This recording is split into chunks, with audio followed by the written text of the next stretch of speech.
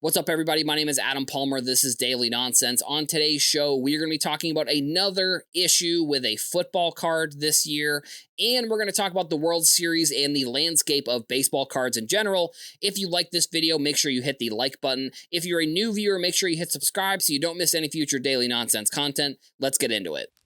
The first topic we're going to talk about today is one that I'm probably going to touch quickly. I'm not going to get too much into it because I think at this point, it's almost like beating a dead horse. And I don't know at what point I can hopefully stop talking about these topics. Apparently, there has been another issue with a case hit, the kaboom coming out of Absolute. Shedeur Sanders is wearing number 10. And I guess maybe at some point there was some sort of thing where he was wearing number 10 in a Browns uniform, but Quinshon Judkins, their other rookie, wears number 10. Shedeur wears number 12. I'm pretty sure he wore number 12 at Colorado also. This is a cartoon version of the kaboom, so it's like, how hard would it have been to just get the number right? Again, another issue with a football product, kind of unfortunate.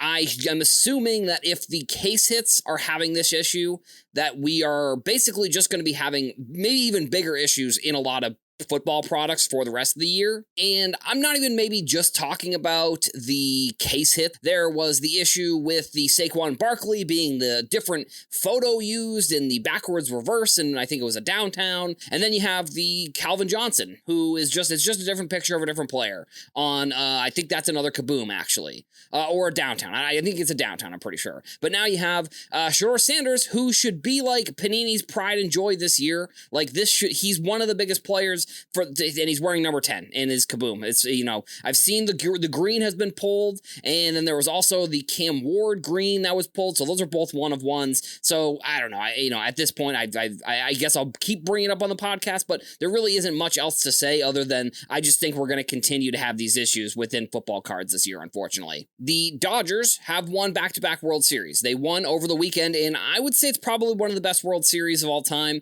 I expected this to be like a 4-0 or a 4-1 to the Dodgers.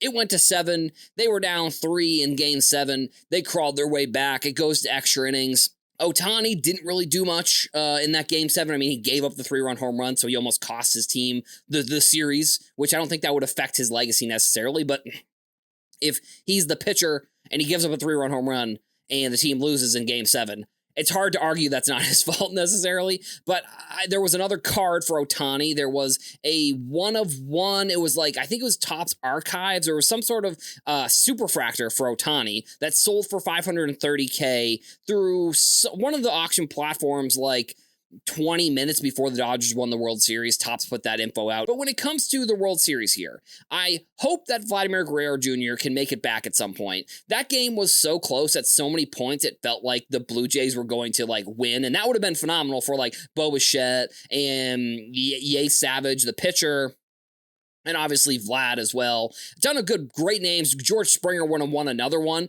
We had, I think, one of the best World Series of all time in those 7 games. I think Blue Jays and Mariners series, that was good. Then you had, Dodgers kind of, other than the World Series, they played very well. And I mean, they won, so they did play well. Something that does make me nervous when it comes to baseball here is that we are probably going to go into some sort of lockout in 2026, after the 2026 season. So after next year, there's probably going to be some sort of lockout. And I was on Hobby Hotline talking to Orlando, and I know I mentioned this yesterday, I think, on the show, but I was on Hobby Hotline talking to Orlando and Rich Klein, and I was asking them, because they have been in sports cards much longer than I have there been any moments where cards have caused a crash within the market?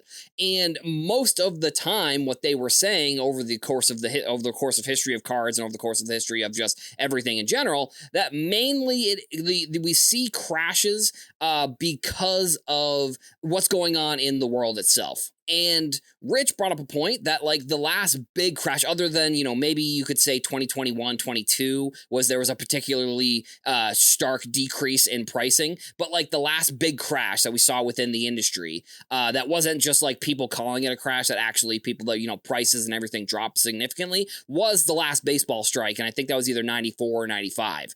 Back then, it was baseball cards really what was running the market. Now we are seeing football and basketball and hockey to an extent and soccer to an extent being very important in this industry. Now, I would almost argue that if basketball were to have some sort of lockout, that would have a much, much, much larger effect than baseball. I do think that like the baseball market as a whole is very large compared to, I feel like if you are comparing the sports popularity in the United States to their card popularity, it feels like there's a higher percentage of people who are card collectors that are baseball fans than maybe in any other sport. Like I would argue that maybe baseball or basketball and football maybe have more collectors, but that's because those are just the two biggest sports in the country right now. Like all you got to do is really look at Instagram. And I know that a lot of people are going to sit here and they're probably going to roll their eyes and they're saying, oh, you're looking at Instagram for,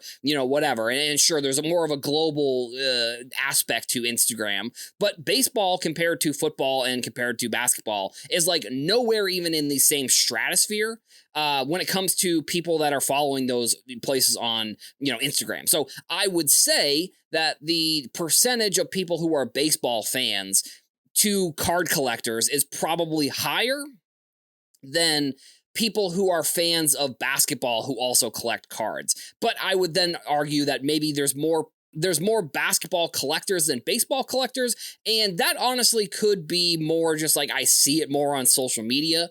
And that's where, a lot of people who are baseball fans are probably going to tend to be older. They may not have social media. Wembanyamas or Cooper Flags or any of these big prospects, LeBrons, Lucas, any of those big players in basketball have such a global appeal compared to, obviously the biggest player in baseball right now is Shohei Ohtani. But I think if you were comparing the largest stars of the sport for basketball compared to the largest stars of the sports for baseball, I think basketball obviously is going to be bigger. So I don't know, and then the whole point of this is that if there is another baseball strike, that would be really bad for baseball cards. But I think that if there were some sort of strike within basketball, that would hurt the market and that would hurt the industry much more.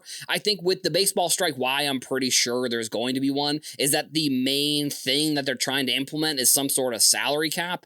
And I would argue that you don't necessarily need a salary cap. I think you need a salary floor when it comes to baseball because the A's, they had a bunch of young rookies that were coming up, but they were basically trotting out a AAA team every single night.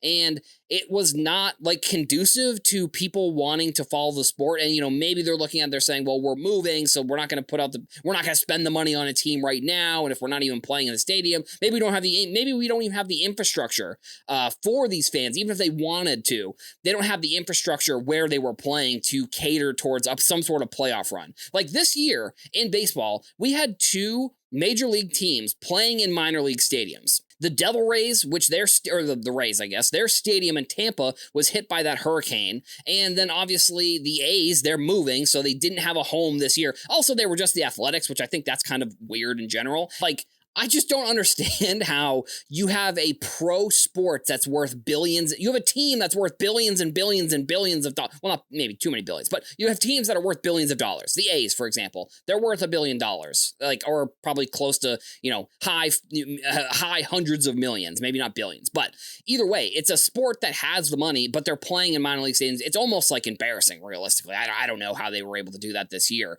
But so if we see that strike after next year, that could be bad for, I think, a lot of prices. So, like I said, let's hope that they can figure something out and get something agreed to. So that way they're really we don't have to worry about a lockout when it comes to after the 2026 season. That's all we've got for the show today. Make sure you leave a comment. Let us know what you thought about today's episode. Also, come back here to the Sports Card Nonsense YouTube channel every day for more daily nonsense. Thank you all for watching, and I'll see you in the next one.